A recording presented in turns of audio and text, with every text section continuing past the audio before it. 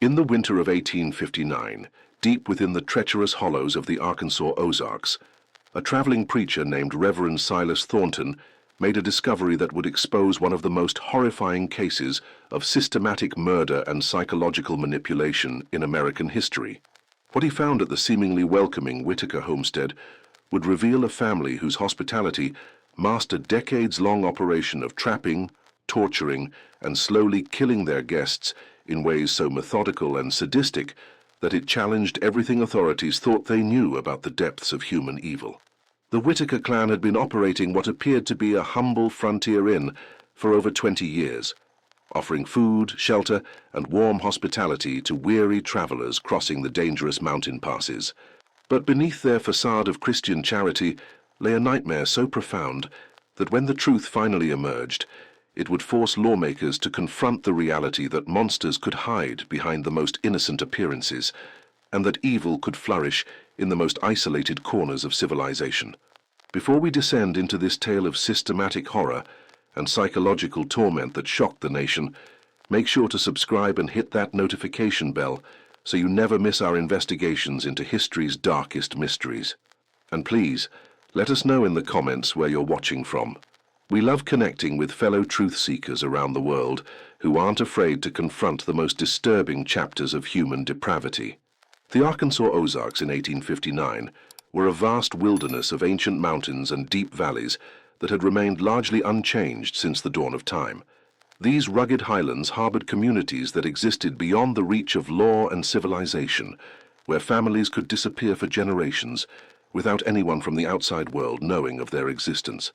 It was a place where the normal rules of society held no sway, and where the darkest impulses of human nature could flourish without restraint or consequence. The region was notorious among travelers for its treacherous terrain, unpredictable weather, and the constant threat of wild animals and hostile mountain folk. The few established trails that crossed the mountains were poorly marked and often impassable during winter months, forcing travelers to rely on the hospitality of isolated homesteads for survival. It was this dependence on local hospitality that the Whitaker family had exploited with such devastating effectiveness for over 2 decades. The geological formation of the Ozarks created a natural labyrinth of hidden valleys, underground caves, and narrow passes that could easily conceal criminal activities from outside observation. The limestone bedrock was riddled with caverns and sinkholes that provided perfect locations for disposing of bodies and evidence, while the dense forests and rugged terrain made it nearly impossible for law enforcement to conduct thorough searches of suspected criminal sites. The climate of the region was equally conducive to criminal activity, with harsh winters that could isolate communities for months at a time, and unpredictable weather patterns that made travel dangerous and communication with the outside world sporadic at best. During the winter months, entire valleys could be cut off from civilization, creating perfect conditions for criminal enterprises that required secrecy and isolation.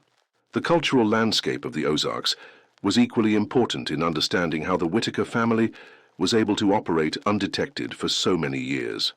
The region was populated by fiercely independent mountain folk who valued privacy and self-reliance above all else. Questions about one's business or activities were considered rude and intrusive, and there was a strong cultural tradition of not interfering in the affairs of one's neighbors. This culture of non-interference was reinforced by the practical realities of frontier life, where survival often depended on maintaining good relationships with one's neighbors, regardless of their personal quirks or suspicious activities. The harsh environment and constant dangers of mountain life created a situation where people were reluctant to make enemies or to involve outside authorities in local disputes. The economic conditions of the region also contributed to the Whitakers' ability to operate undetected. The Ozarks were largely cut off from the national economy, with most families living subsistence lifestyles that left little room for luxury or comfort. In this environment, the Whitakers' apparent prosperity and their ability to provide excellent hospitality to travelers made them seem like successful and respectable members of the community. The Whitaker homestead was strategically located at the convergence of 3 major mountain passes, making it a natural stopping point for anyone attempting to cross the region. The family had built their reputation over the years as God-fearing Christians who offered food and shelter to travelers regardless of their ability to pay. Their inn was known throughout the region as a safe haven where weary travelers could rest and recover before continuing their dangerous journeys. The location of the Whitaker homestead was no accident. Josiah Whitaker had carefully selected the site after years of studying travel patterns and identifying the optimal position for intercepting travelers crossing the mountains. The homestead was positioned at a natural bottleneck where multiple trails converged, making it virtually impossible for travelers to bypass the property without making a significant detour through even more dangerous terrain. The property itself was a masterpiece of strategic planning and defensive positioning. The main buildings were situated on a slight elevation that provided excellent visibility of the surrounding approaches, while the terrain around the homestead had been subtly modified to create natural barriers and obstacles that would make escape difficult for anyone unfamiliar with the area. The buildings on the property were constructed with both hospitality and security in mind. The main inn building was large and comfortable, with multiple guest rooms and common areas that could accommodate substantial numbers of travelers.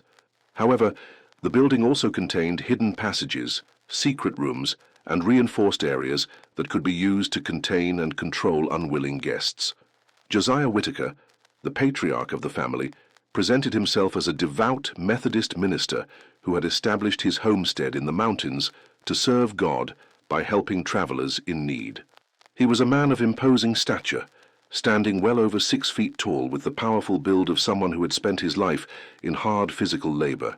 His weathered face bore the lines of a man who had seen considerable hardship, but his manner with guests was invariably warm and welcoming. Josiah's background was shrouded in mystery and conflicting accounts that made it difficult for investigators to establish his true origins and motivations. He claimed to have been born in Tennessee and to have received his religious calling after a series of personal tragedies that had convinced him to dedicate his life to serving others. However, no records could be found to verify these claims, and several witnesses who claimed to have known him in Tennessee provided contradictory accounts of his past. What was certain was that Josiah possessed an almost supernatural ability to read people and to identify their weaknesses and vulnerabilities. He could assess a stranger's character, financial situation, and travel plans within minutes of meeting them, and he had an uncanny ability to make people feel comfortable and trusting even when they had initial reservations about him or his family. Josiah's religious persona was carefully crafted to inspire trust and confidence in potential victims.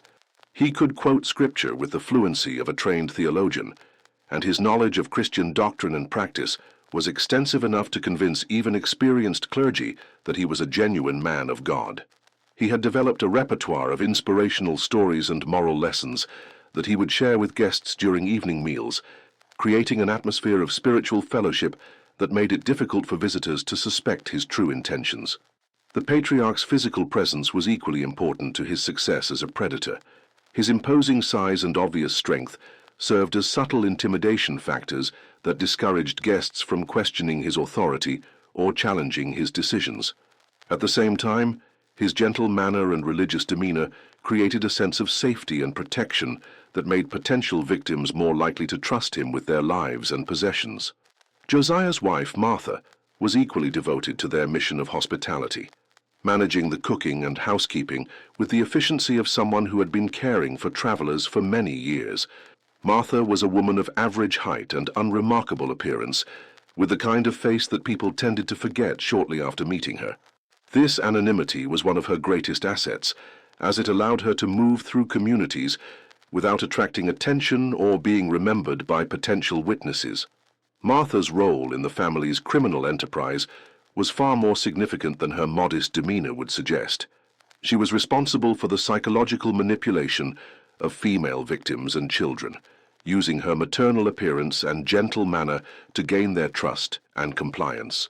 She had developed sophisticated techniques for identifying and exploiting the emotional vulnerabilities of her victims, and she was particularly skilled at convincing people to reveal personal information that could be used against them later. Martha was also responsible for much of the family's intelligence gathering and reconnaissance activities. She would travel to nearby communities under various pretenses, gathering information about potential victims and their travel plans. She had cultivated relationships with storekeepers, innkeepers, and other individuals who were likely to encounter travelers, and she used these contacts to identify wealthy or vulnerable targets. The matriarch's cooking skills were legendary throughout the region, and her meals were often cited by travelers as one of the highlights of their stay at the Whitaker homestead. However, Martha's culinary expertise served a darker purpose than simple hospitality. She had become expert at preparing foods and beverages that contained various drugs and poisons, allowing the family to incapacitate or kill their victims without arousing suspicion. Martha had spent years experimenting with local plants and herbs to develop a pharmacological arsenal that could produce a wide range of effects in her victims. She could prepare mild sedatives that would make guests drowsy and compliant, stronger drugs that would cause confusion and disorientation, or deadly poisons that would kill quickly and leave few traces for investigators to discover. The Whitaker children, sons Ezra and Caleb, and daughter Mercy, all played important roles in the family's operation, helping with various aspects of guest services and property maintenance. The children had been raised from birth to participate in the family's criminal activities, and they had been systematically desensitized to violence and suffering through a gradual process of indoctrination and conditioning. The process of indoctrinating the Whitaker children into the family's criminal enterprise had begun when they were very young, with each child being gradually exposed to increasingly violent and disturbing activities as they matured. The parents had used a combination of religious justification, family loyalty, and psychological manipulation to convince their children that their criminal activities were not only acceptable, but necessary for their survival and prosperity. Ezra, the eldest son, was responsible for much of the physical labor involved in the family's operation. He was a large, powerful man who had inherited his father's imposing stature and intimidating presence. Ezra's role was to overpower and restrain victims when necessary, and he had developed considerable skill in subduing people without causing injuries that would be immediately visible to other guests. Ezra had also been trained in various forms of psychological intimidation and torture, and he seemed to take genuine pleasure in the fear and suffering of the family's victims. He had a particular talent for identifying and exploiting people's deepest fears and phobias, and he would often spend hours studying new victims to determine the most effective methods for breaking down their psychological resistance. The eldest son's physical capabilities were enhanced by years of hard labor and training in various forms of combat and restraint techniques. He could overpower most men despite their size or strength, and he had developed methods for subduing multiple victims simultaneously if necessary. His knowledge of human anatomy allowed him to inflict precise amounts of pain and damage while keeping his victims alive and conscious. Caleb, the younger son, was more intellectually inclined than his brother and served as the family's strategist and planner. He was responsible for developing the elaborate schemes and deceptions that the family used to trap and manipulate their victims. Caleb had an exceptional memory for detail and could keep track of multiple complex deceptions simultaneously without becoming confused or making mistakes. Caleb was also responsible for maintaining the family's extensive records and documentation system. He had developed a sophisticated coding system that allowed the family to record detailed information about their victims and their methods without creating documents that could be easily understood by outside investigators.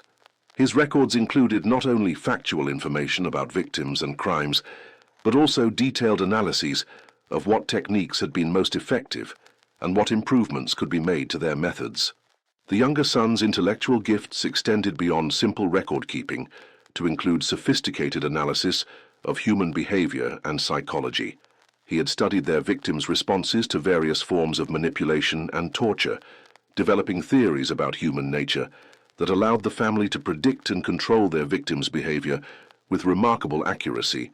Caleb had also become the family's expert on legal and law enforcement matters, studying the methods and limitations of frontier justice to ensure that their criminal activities would be difficult to detect and prosecute. He understood the jurisdictional complexities of frontier law enforcement and had developed strategies for exploiting these weaknesses to protect the family from investigation and arrest. Mercy, the family's daughter, specialized in the seduction and manipulation of male victims.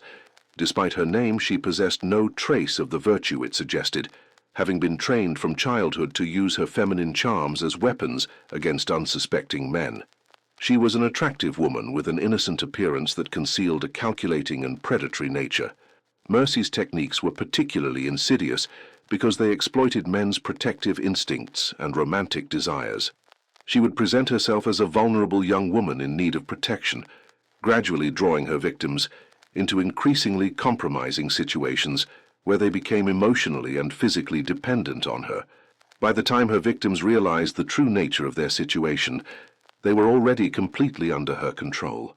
The daughter's skills in manipulation extended beyond simple seduction to include sophisticated psychological techniques for breaking down her victims' resistance and inducing compliance.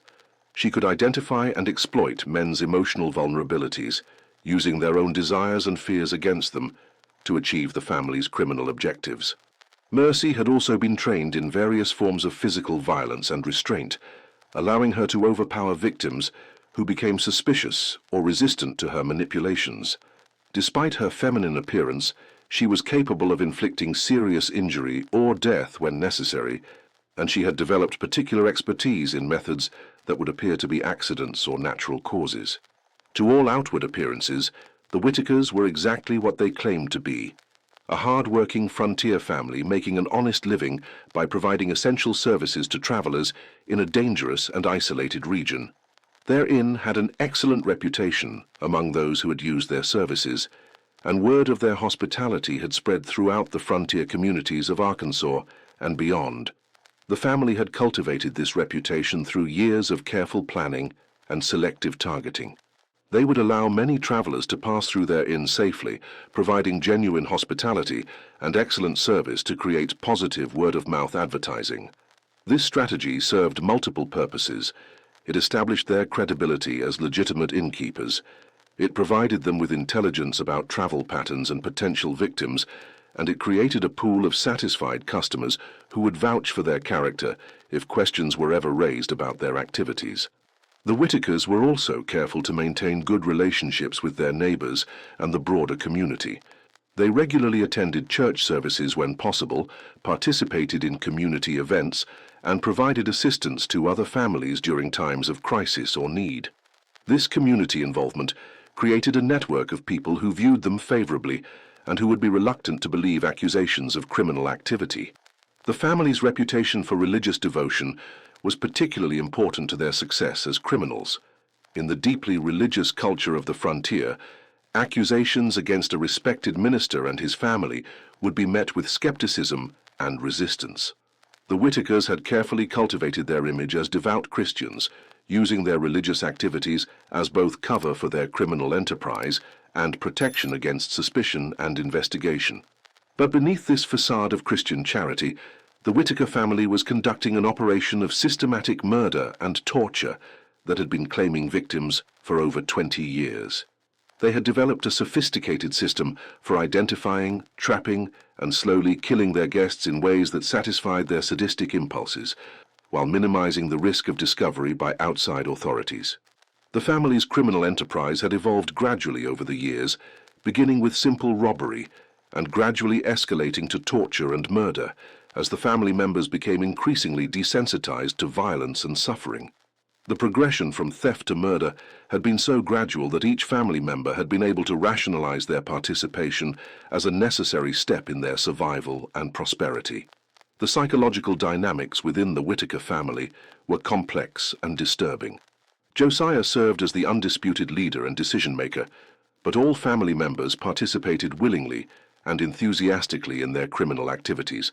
The family had developed its own moral framework that justified their actions as necessary for their survival and as punishment for the greed and foolishness of their victims. The family's method was as simple as it was effective. They would welcome travelers with genuine warmth and hospitality, providing excellent food and comfortable accommodations. During the evening meal and conversation, they would carefully assess each guest, determining their wealth, their destination, and most importantly, whether their disappearance would be quickly noticed or investigated by anyone in the outside world. The assessment process was conducted with scientific precision, with each family member contributing their observations and insights about potential victims.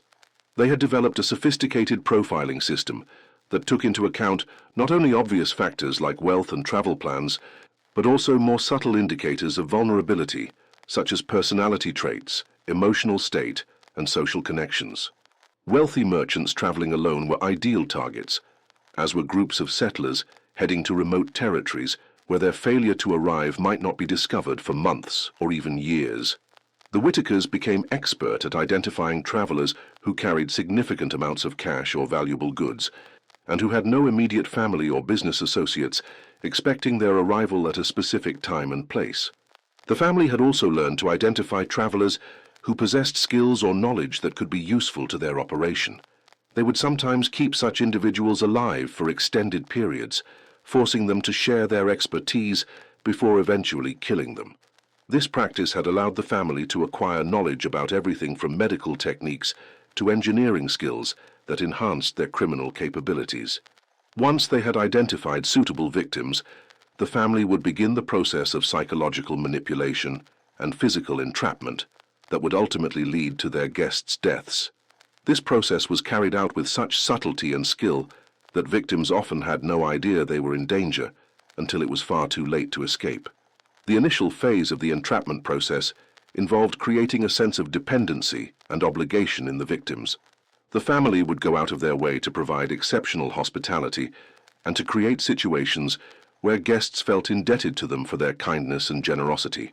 They would also subtly isolate victims from the outside world by providing misleading information about weather conditions, trail safety, and other factors that might influence their decision to leave. The Whitakers had converted the basement of their main building into what could only be described as a torture chamber and prison complex. The basement was divided into multiple rooms, each designed for a specific purpose in the family's systematic approach to killing their victims. Some rooms served as holding cells where victims could be kept for extended periods, while others contained the tools and equipment necessary for torture and eventual murder. The basement complex was a masterpiece of criminal engineering that had been constructed over many years, with careful attention to both functionality and concealment. The rooms were soundproofed to prevent screams and other noises from being heard by guests in the main building, and the entire complex was hidden behind false walls and secret passages that made it virtually impossible to discover without specific knowledge of its existence. The holding cells were designed to maximize psychological pressure on victims while keeping them alive and relatively healthy for extended periods. The cells were small and uncomfortable, with poor lighting and ventilation that created a sense of disorientation and despair.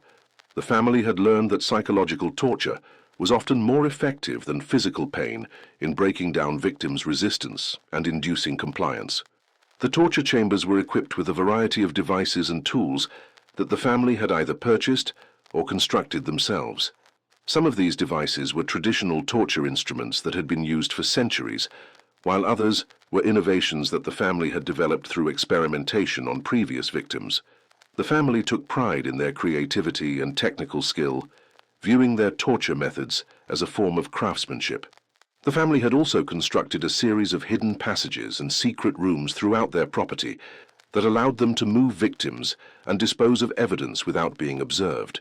These hidden areas were so well concealed that even the most thorough search would be unlikely to discover them without specific knowledge of their location and construction. The secret passages connected the basement complex to various outbuildings and remote areas of the property, allowing the family to transport victims and evidence without being seen by other guests or neighbors. The passages were constructed with the same attention to detail as the torture chambers, with soundproofing and ventilation systems that made them suitable for long-term use. The psychological aspect of the Whitakers' operation was perhaps even more disturbing than the physical torture they inflicted on their victims. The family had developed sophisticated techniques for breaking down their victims' mental resistance and inducing a state of learned helplessness that made escape attempts unlikely even when opportunities presented themselves. The psychological manipulation began from the moment victims arrived at the homestead and continued throughout their stay. The family would use a combination of kindness and subtle threats to create a state of confusion and dependency in their victims. They would provide comfort and assistance while simultaneously creating situations that made victims feel vulnerable and isolated. The process typically began with subtle forms of isolation and disorientation. Victims would be given food and drink that contained mild sedatives, causing them to feel confused and lethargic. They would be housed in rooms that were deliberately uncomfortable, with poor lighting and ventilation, that made it difficult to maintain a clear sense of time and place. The sedatives used by the family were derived from local plants and herbs that were readily available in the mountain environment. The family had experimented with various combinations and dosages to find formulations that would produce the desired effects without causing obvious symptoms that might alert victims to their condition. The drugs were administered in food and drink, making it virtually impossible for victims to avoid consuming them. As the days passed, the Whitakers would gradually increase the psychological pressure on their victims through a combination of false kindness and implied threats. They would express concern for their guests' well-being, while simultaneously making it clear that leaving the homestead would be dangerous or impossible due to weather conditions, wild animals, or other fabricated threats. The family members were skilled at reading their victims' psychological states and adjusting their approach accordingly. They could identify which victims were likely to attempt escape and which could be controlled through manipulation and intimidation.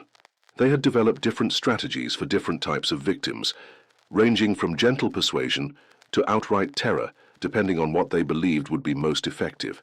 The family had also learned to exploit their victims' religious beliefs and moral values as tools of manipulation. Josiah would often engage victims in lengthy theological discussions, using scripture and religious doctrine to justify the family's actions and to convince victims that their suffering was part of God's plan. This religious manipulation was particularly effective with devout Christians who were reluctant to question the authority of a man they believed to be a genuine minister. The physical torture that the Whitakers inflicted on their victims was carried out with a level of creativity and sadism that suggested years of practice and refinement. They had developed techniques for causing maximum pain and suffering while keeping their victims alive for extended periods. The family seemed to derive genuine pleasure from the suffering they inflicted, treating the torture of their victims as a form of entertainment rather than simply a means to an end. The torture methods employed by the Whitakers included both traditional techniques and innovations that they had developed through experimentation on previous victims. They used a combination of physical pain, sensory deprivation, and psychological manipulation to break down their victims' resistance and reduce them to a state of complete helplessness. Some victims were subjected to prolonged periods of starvation and dehydration, while others were exposed to extreme temperatures or uncomfortable positions for hours or days at a time. The family had also developed techniques for causing pain without leaving obvious marks or injuries, allowing them to torture victims while maintaining the appearance that they were being well cared for. The family's torture techniques were documented in detailed records that revealed the systematic and scientific nature of their approach. They kept careful notes about which methods were most effective on different types of victims, and they continuously refined their techniques based on the results of their experiments. The records showed that the family viewed torture not just as a means of control, but as a subject of study and improvement. The Whitakers seemed to take particular pleasure in the psychological aspects of torture, using techniques designed to destroy their victims' sense of hope and dignity. They would make false promises of release, only to break them at the last moment. They would force victims to participate in their own degradation, making them complicit in their own suffering. The family had developed a sophisticated understanding of human psychology that allowed them to identify and exploit their victims' deepest fears and vulnerabilities. They would spend considerable time studying each victim, learning about their background, personality, and emotional triggers before beginning the torture process. This psychological profiling allowed them to customize their approach for maximum effectiveness. One of the most disturbing aspects of the family's torture methods was their use of hope as a weapon against their victims. They would periodically provide small comforts or apparent opportunities for escape, only to snatch them away at the last moment. This technique created a cycle of hope and despair that was psychologically devastating, and that made victims more compliant and easier to control. The family had also developed a system for documenting their crimes that revealed the systematic and organized nature of their operation. They kept detailed records of each victim, including personal information, the methods of torture employed, and the length of time each victim survived.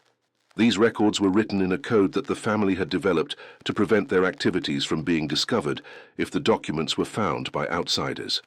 The coding system used by the family was remarkably sophisticated, incorporating elements of several different cipher techniques to create a code that was virtually unbreakable without knowledge of the key. The family had developed this system over many years, continuously refining and improving it to ensure that their records would remain secure even if they fell into the wrong hands. The records revealed that the Whitakers had murdered at least 47 people over the course of 23 years, making them responsible for one of the most extensive serial killing operations in American history. The victims included merchants, settlers, missionaries, and even other travelers who had simply been unlucky enough to seek shelter at the wrong place at the wrong time. The victim profiles documented in the family's records revealed the systematic nature of their selection process. The family had developed specific criteria for identifying ideal victims, including factors such as wealth, social connections, travel plans, and psychological vulnerability. They had also created detailed classifications for different types of victims and had developed specialized techniques for dealing with each category. The records also documented the family's continuous efforts to improve their methods and to learn from their experiences. They kept detailed notes about what techniques had been most effective, what mistakes had been made, and what improvements could be implemented in future operations. This systematic approach to criminal activity demonstrated a level of organization and planning that was unprecedented in American criminal history. The family's ability to continue their operation for so many years without detection was due to a combination of their isolated location, their careful selection of victims, and their sophisticated methods for disposing of evidence. They had developed techniques for completely eliminating all traces of their victims, including methods for dissolving bodies in acid and scattering the remains over wide areas of the surrounding wilderness. The disposal methods used by the family were based on their extensive knowledge of the local geography and ecosystem. They had identified numerous caves, sinkholes, and remote areas where bodies and evidence could be hidden with little risk of discovery. They had also learned to use the natural processes of decomposition and scavenging to eliminate physical evidence of their crimes. The family had constructed several hidden burial sites throughout their property and the surrounding wilderness, each designed to minimize the risk of discovery while maximizing the rate of decomposition. These sites were carefully camouflaged and were located in areas that were unlikely to be disturbed by human activity or natural processes. The Whitakers had also cultivated relationships with corrupt local officials who were willing to overlook suspicious activities in exchange for regular payments. They had bribed sheriffs, judges, and other authorities to ensure that any investigations into missing persons would be cursory at best, and that their property would not be subject to unwanted searches or scrutiny. The corruption network that the family had established was extensive and well organized, involving officials at multiple levels of government and law enforcement. The family had identified key individuals who could be bought or intimidated, and they had developed sophisticated methods for maintaining these relationships without creating evidence that could be used against them. The family's operation might have continued indefinitely, if not for the arrival of Reverend Silas Thornton in December of 1859.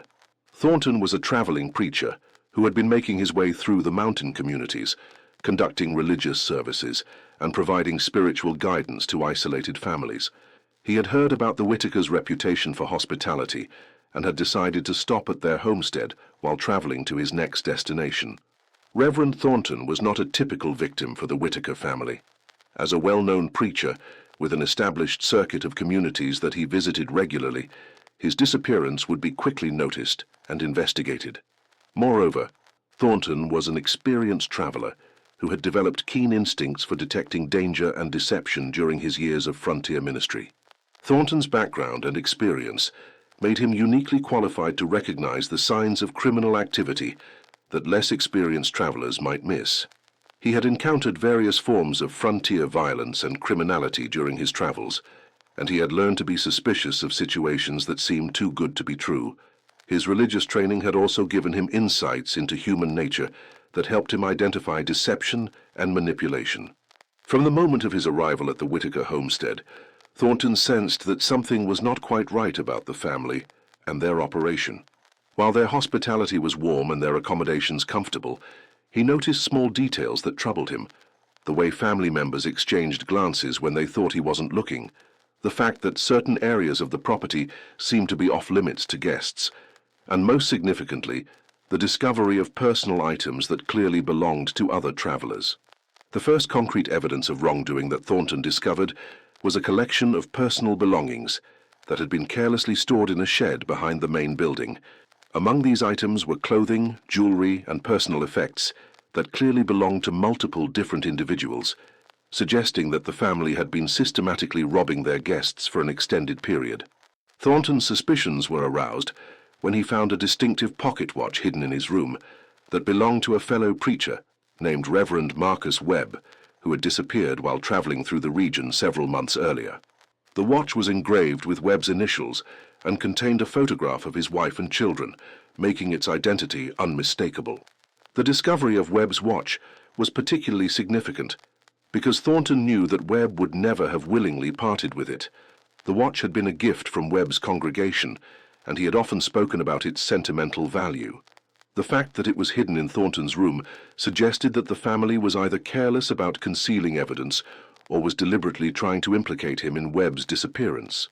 When Thornton confronted Josiah Whitaker about the watch, the patriarch's explanation was vague and unconvincing. He claimed that the watch had been left behind by a previous guest who had departed in haste, but he could not provide any details about the guest's identity or destination. Thornton's trained eye also noticed that Josiah seemed nervous and evasive during their conversation, displaying behaviors that were inconsistent with his usual confident demeanor. The confrontation with Josiah convinced Thornton that his suspicions were justified and that the family was indeed involved in criminal activities. He realized that he was in considerable danger and that he needed to gather more evidence while planning his escape from the homestead. Over the next few days, Thornton conducted a careful investigation of the Whitaker property, looking for additional evidence of wrongdoing. What he discovered exceeded his worst fears and confirmed his suspicions that the family was involved in criminal activities far more serious than simple theft. In a storage shed behind the main building, Thornton found a collection of personal belongings that clearly belonged to multiple travelers who had stayed at the homestead over the years. The items included clothing, jewelry, weapons, and documents that told the stories of lives that had been cut short by the Whitakers' greed and sadism. Among the items were things that Thornton recognized as belonging to people he had known personally, including several fellow preachers who had disappeared while traveling through the region. The discovery of these items provided concrete evidence that the Whitakers were responsible for the deaths of multiple victims and that their operation had been ongoing for many years. The personal belongings found in the storage shed included items of significant sentimental and monetary value that victims would never have willingly abandoned. There were family photographs, religious artifacts, wedding rings, and other items that people would only part with under the most extreme circumstances. The condition of many of these items suggested that they had been taken from victims who had died violently. Thornton also discovered evidence of the family's torture chamber in the basement of the main building. While he was unable to gain access to the hidden rooms and passages, he found bloodstains and other evidence that suggested the basement had been used for violent purposes.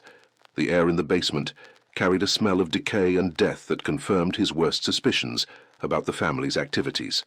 The basement area that Thornton was able to access showed clear signs of recent cleaning and renovation, suggesting that the family was aware that their activities might be discovered and were taking steps to conceal evidence. However, despite their efforts, traces of blood and other biological material were still visible in cracks and crevices that had been difficult to clean thoroughly. Most disturbing of all was Thornton's discovery of the family's record-keeping system. Hidden in Josiah's study, he found a collection of journals and documents that detailed the Whitakers' crimes in horrifying detail. The records were written in code, but Thornton was able to decipher enough of the content to understand the systematic nature of the family's operation. The coded records that Thornton discovered represented years of meticulous documentation of the family's criminal activities. The journals contained detailed descriptions of victims, torture methods, disposal techniques, and lessons learned from each criminal episode. The level of detail and organization in these records was both impressive and terrifying, revealing the extent to which the family had systematized their approach to murder and torture. The records revealed that the Whitakers had been murdering travelers for over 20 years, and that they had developed increasingly sophisticated methods for selecting, torturing, and killing their victims. The documents included detailed descriptions of torture techniques, victim profiles, and disposal methods that painted a picture of systematic sadism that exceeded anything Thornton had ever encountered. The victim profiles documented in the records showed that the family had murdered people from all walks of life, including merchants, farmers, missionaries, government officials, and even children. The records indicated that the family had no moral boundaries or limitations on their choice of victims, and that they were willing to kill anyone who presented an opportunity for profit or entertainment. The torture techniques described in the records were so detailed and systematic that they read like instruction manuals for inflicting maximum suffering while keeping victims alive for extended periods. The family had clearly spent considerable time and effort developing and refining these techniques, treating torture as a skill to be mastered rather than simply a means of control. Thornton realized that he was in mortal danger and that he needed to escape from the Whitaker homestead as quickly as possible. However, he also understood that he had a moral obligation to expose the family's crimes and to ensure that justice was served for their many victims. He decided to gather as much evidence as possible before making his escape, even though this decision put him at considerable personal risk. Over the next several days, Thornton continued his investigation while maintaining the pretense that he suspected nothing. He carefully documented everything he had discovered, making detailed notes and sketches that would later serve as crucial evidence in the prosecution of the Whitaker family. During this time, Thornton also began to notice changes in the family's behavior toward him. They seemed to be watching him more closely, and their conversations became more guarded and suspicious. He realized that they were beginning to suspect that he had discovered their secret, and that they were probably planning to make him their next victim. The family's surveillance of Thornton became increasingly obvious as the days passed. He would catch family members following him at a distance when he walked around the property, and he noticed that his room was being searched when he was away. The family's questions about his travel plans and destination became more persistent and detailed, suggesting that they were gathering information for their own purposes. Thornton also observed that the family was making preparations that seemed inconsistent with normal inn operations. They were moving supplies and equipment to locations around the property, and they were having hushed conversations that stopped abruptly when he approached. These activities suggested that the family was preparing for some kind of significant event, possibly his own capture and murder. The situation came to a head on the night of December 23rd, 1859, when Thornton was awakened by sounds coming from the basement of the building. Investigating carefully, he discovered that the family was in the process of torturing another victim, a young merchant who had arrived at the homestead earlier that day.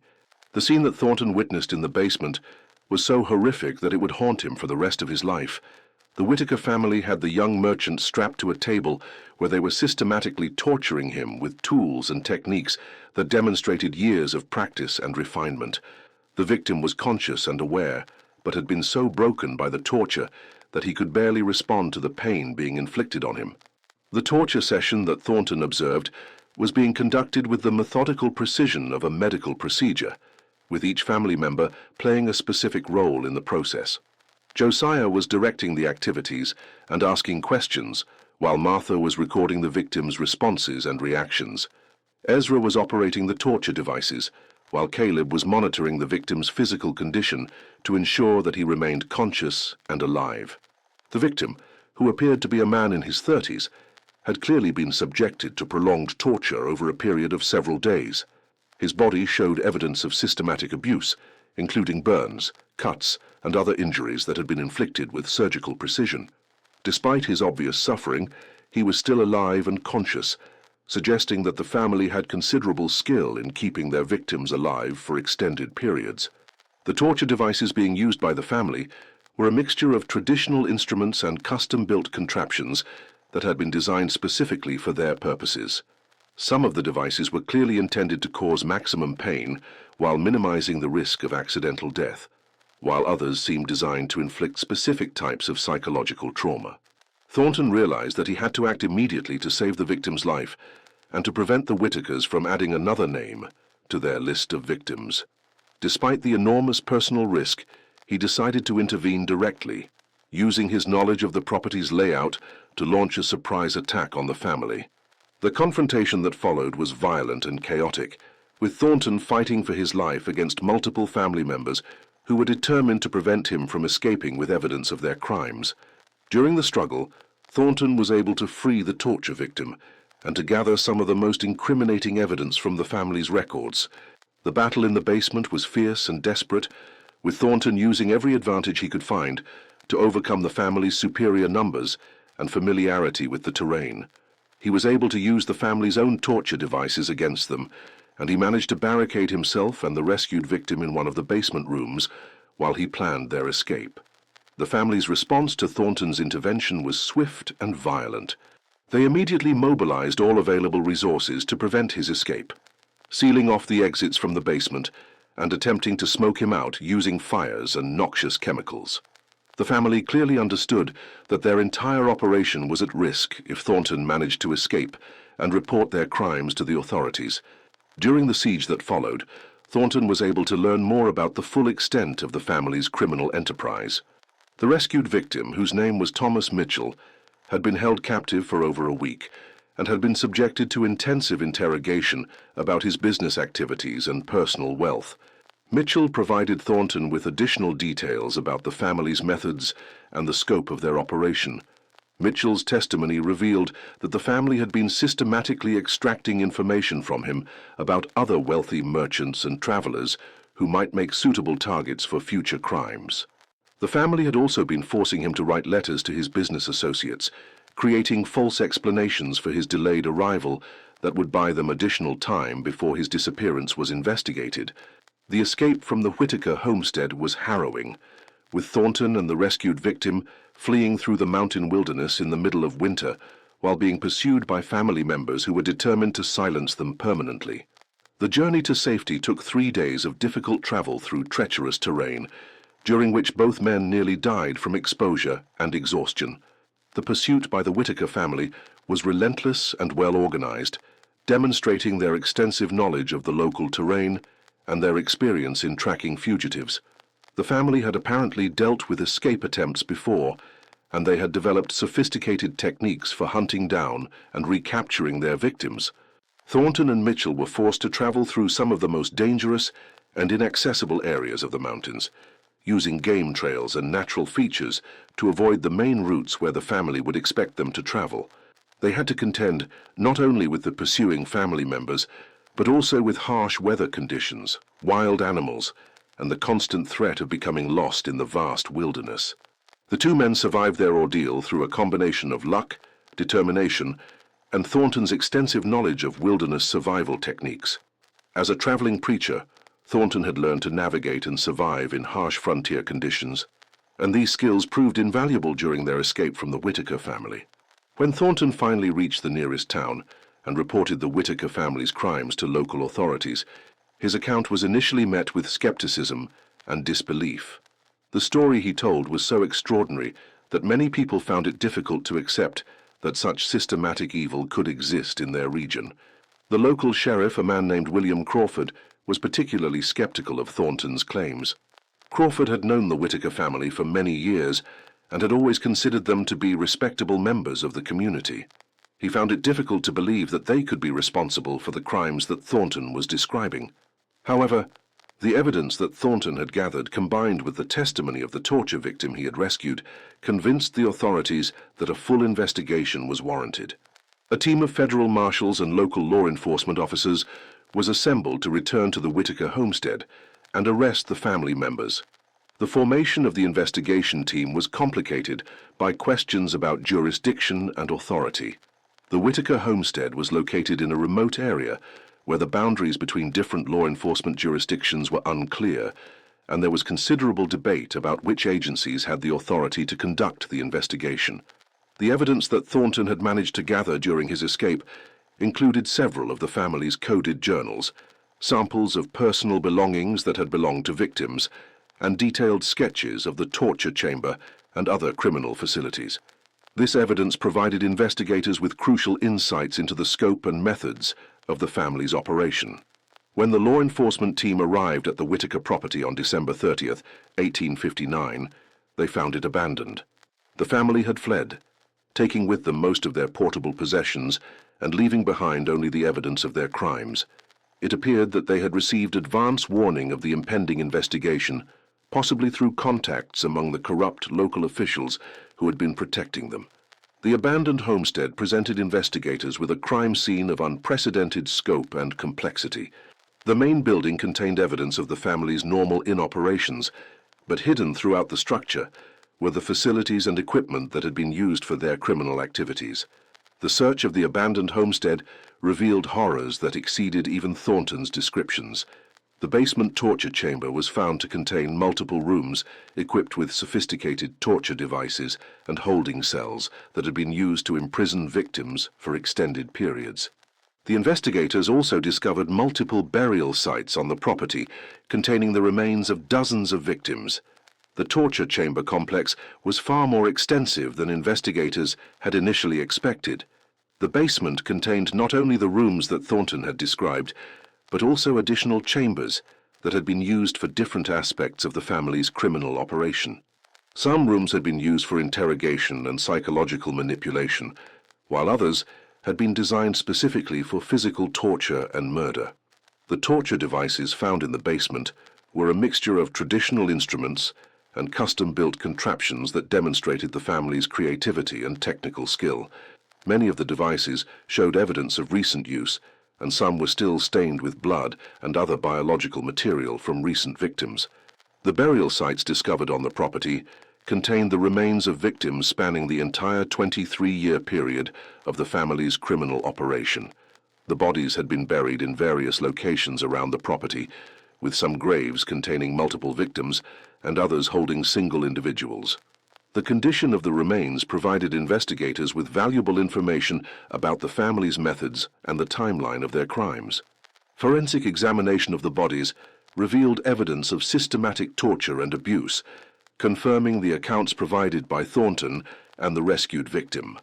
The evidence found at the Whitaker homestead painted a picture of systematic murder and torture that was unprecedented in American criminal history.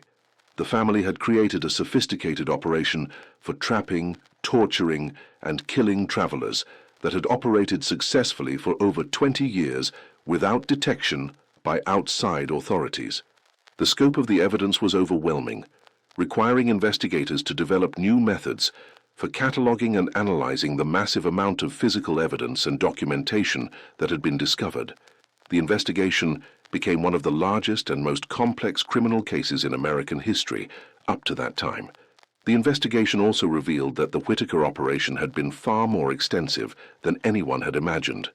Evidence was discovered linking them to a network of similar operations throughout the mountain regions of Arkansas and surrounding states, suggesting that they were part of a larger organization of individuals and families engaged in systematic murder and robbery.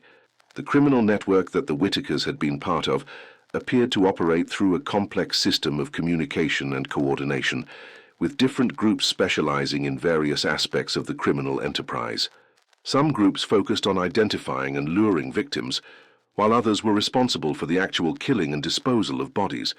The Whitakers seemed to have served as a central hub for this network, coordinating activities and sharing information with other criminal groups. The manhunt for the Whitaker family became one of the largest law enforcement operations in the history of the Arkansas Territory. Federal marshals, state militia, and local posses scoured the region for months, following leads and investigating reports of suspicious activities. Rewards were offered for information leading to their capture, and their descriptions were circulated throughout the frontier territories. Despite these extensive efforts, the Whitakers seemed to have vanished completely. There were occasional reports of sightings in remote areas of Arkansas, Missouri, and the Indian Territory. But none of these leads resulted in captures or confirmed identifications. The family's knowledge of the mountain regions and their network of contacts among criminal and corrupt officials made them extremely difficult to track.